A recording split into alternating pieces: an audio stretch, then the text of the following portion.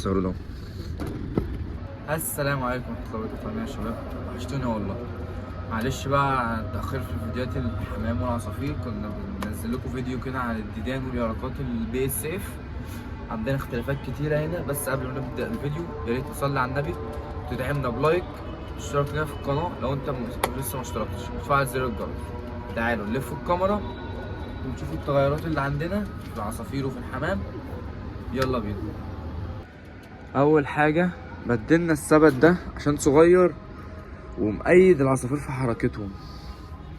طبعا هو كان في حتة هنا واسعة، تمام، حتة زي دي كده، طار مننا فرخ من العصافير دي، بس انا ظبطت لهم بقى ده، كيسته عشان الساعة وكده، كيسته لهم وظبط لهم الدنيا.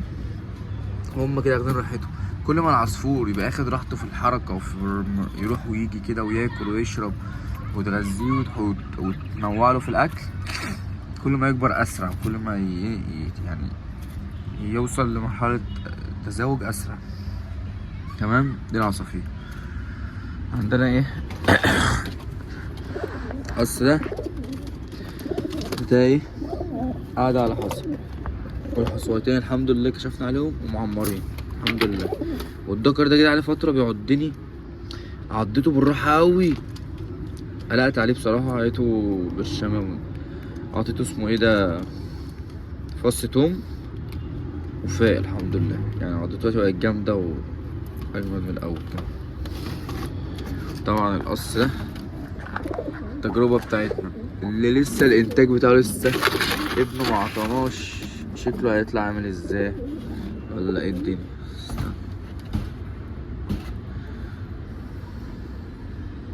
صاروا لهم لسه ايه، معطوش لون ولا حاجة، بس هو تقريبا يطلع شبه ابوه. بسم الله ما شاء الله. لازم تصوروا الاكل اهو،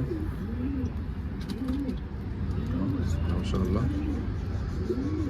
طبعا اي وسخه تلاقيها في الزاويه لازم تنضفها له، في رجله بقى، في بقه، في اي حته، لازم يبقى نضيف. بسم الله ما شاء الله. اضغط لايك، ادعمنا بلايك ببلاش والله.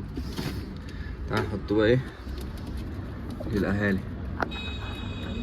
التجربه دي.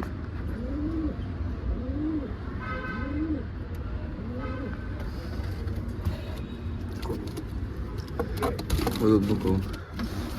ثواني يا شباب. تمام يا شباب. انا بقى ده اللي مش فاهم له حاجه.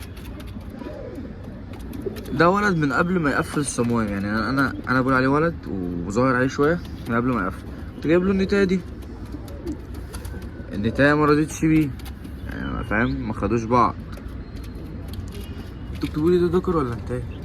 الظروف ده ايه الدنيا دي؟ بصوا الظروف ازاي.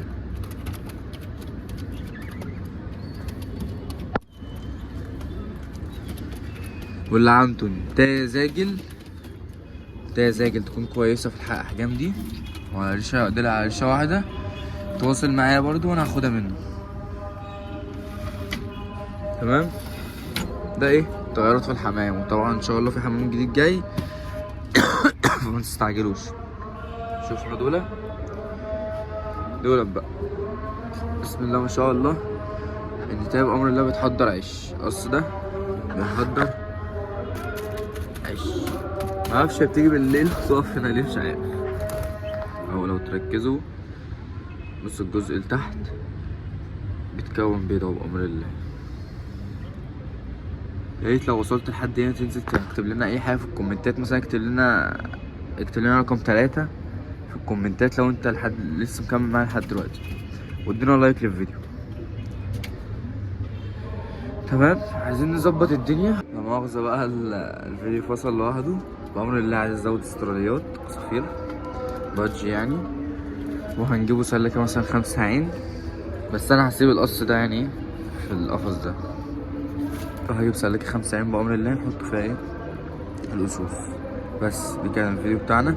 يا ريت الفيديو لو عجبك ان شاء الله يعجبك يعني، تحط لنا لايك وتشترك في القناة وتفعل زر الجرس. يلا سلام.